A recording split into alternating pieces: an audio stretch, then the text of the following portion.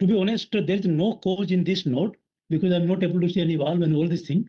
But you are going to have tie-in for previous one, so there should be some communication. Yeah. Otherwise, you are running this plant at overload at high capacity, and you are also taking from other sources. Yeah. So this can overflow. Yeah.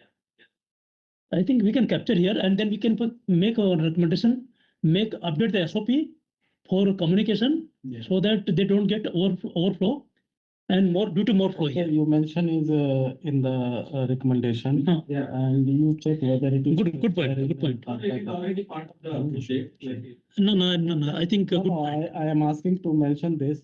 He will check as per specification it is required or not. Yeah. If it is required, they will so it is pay. part of the specification. No, I think better we put it. Thank you very much. Although you are late in node 1, you have gone to node 1, but very critical point. Thank you. No, good point, good point. More flow from other sources. Good point, yeah, this is a good point.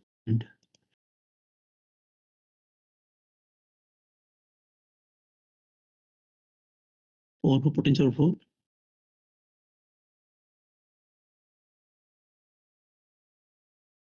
Yeah, existing two pumping station. So, How far is this pumping station?